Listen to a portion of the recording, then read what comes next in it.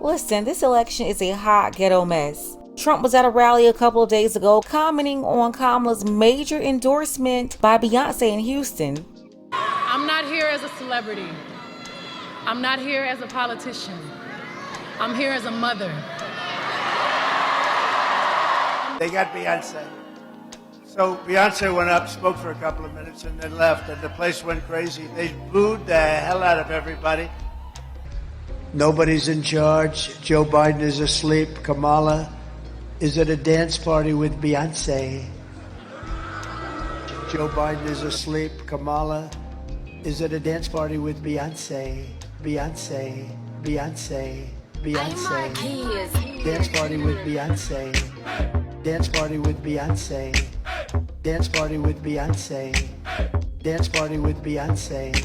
Beyonce, Beyonce, Beyonce, Beyonce. Party with Beyonce. Beyonce. I see a lot of different people doing this. Old people, young people, white people, black people, every race. And it's really like the trolling political Not Like Us. An Indian woman cosplaying as a black American woman, and outside of Asian, her background is Irish and Jewish. Not to mention all the years she spent growing up in Canada. Who thought that just days before the election, this Beyonce-Trump mix would come out and take over TikTok? Who knew? Beyonce, Beyonce, Beyonce. Dance party with Beyonce.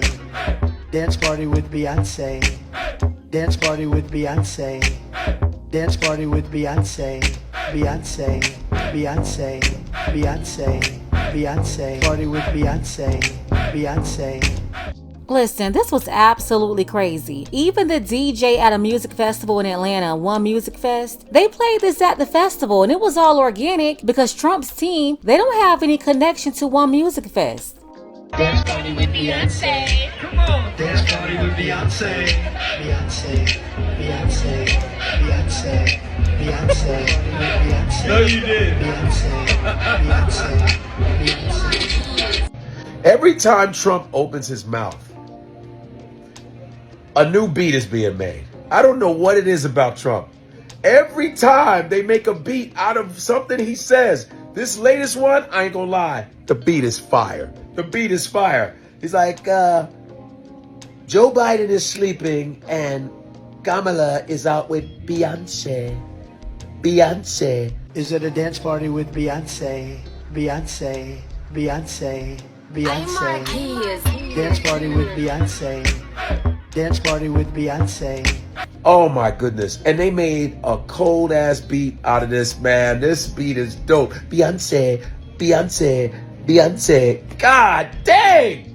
They gotta keep doing this. I don't know. I tried to be mad at Trump, but this one was hilarious and funny as.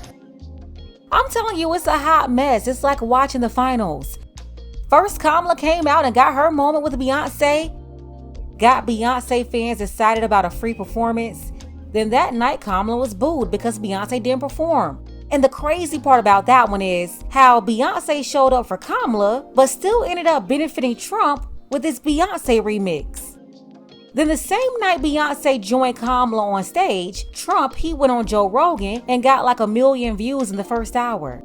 Kamala went on Club Shay Shay, and it took her 2 or 3 days to get 1 million views. The Joe Rogan collaboration hit 1 million in the first hour and over 40 million in 2 days. It was really no comparison. Then Trump had a packed out Madison Square Garden rally, and you know that's big in New York City. But Kamala's team, they got a good one. After that comedian made jokes about Puerto Rico, the mainstream media was able to write off that for a day, and they thought that would be good for Kamala at least until the election. But no. That old pesky geriatric Joe, you know, the thorn in Pelosi and Kamala's side, he decided to go live while Kamala was delivering her DC speech on the lawn of the White House. Donald Trump has no character. He doesn't give a damn about the Latino community. And just the other day, a speaker at his rally called Puerto Rico a floating island of garbage. Well, let me tell you something. I don't know the Puerto Rican that I know, or Puerto Rico where I'm in my home state of Delaware. They're good, decent, honorable people. The only garbage I see floating out there is his supporters. His demonization of Latinos is unconscionable. Interrupt you for a moment. Stand by for a moment. Trump is answering some questions from reporters. Joe Biden to make that statement, it's really a disgrace. President Trump, you said the other day that the military could be.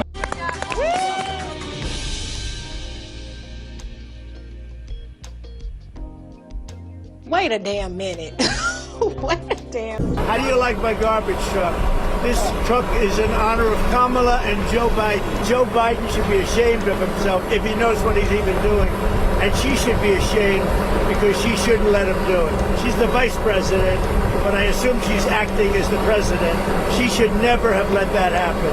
I hope you enjoyed this garbage truck. This election is so ghetto.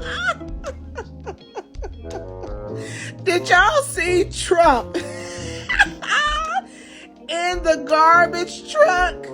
Did y'all? When this election gonna be over? That's why I love him. Cause he is a fool. I know y'all seen it, but I had to post it. We're following breaking news on dueling Kamala Harris and Donald Trump events in Wisconsin tonight, with the election now less than a week away. CNN's new battleground state polls show the vice president has the same advantage over Trump in Wisconsin that she had back in August. Her lead in Michigan also holding steady. And in Pennsylvania, our new poll shows Harris and Trump are tied, just as they were this summer. Let's get back to our political experts for some serious analysis. David Axelrod, the margins in these states are essentially the same as they were back in August. But now, look at this, just 6% of Wisconsin voters say they're movable. 7% of Michigan voters, 8% of Pennsylvania voters say they're movable.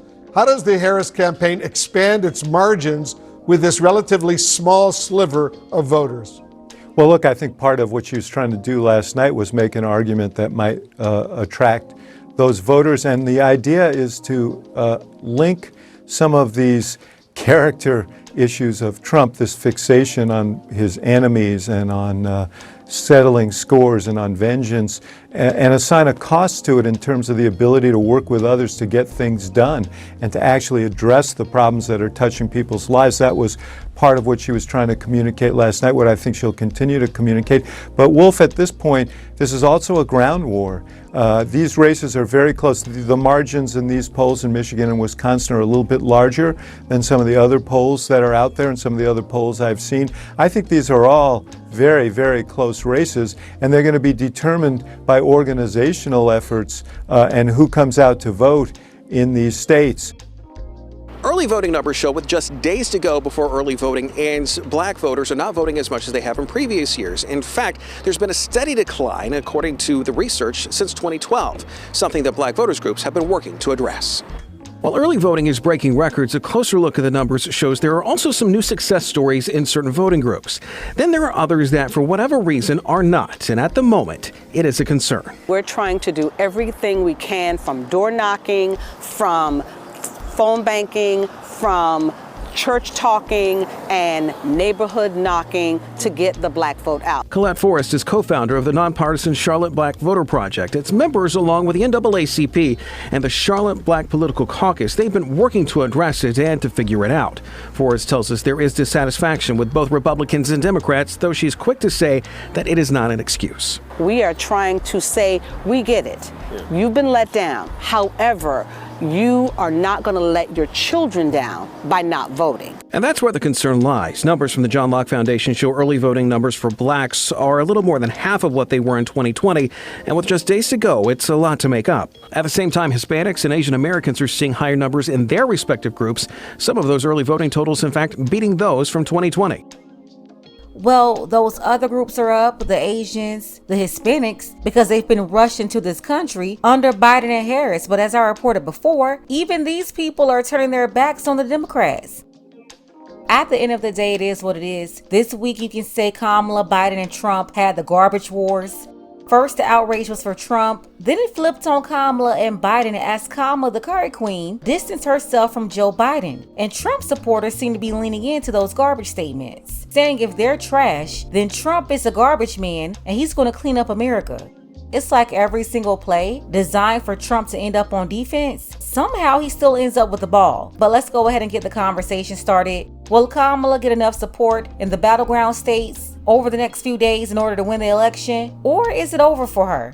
Let me know what you think below. Special thank you to Mrs. Crotty. I appreciate you for your support, as well as the Wiser Driver, Donna K, and Anise.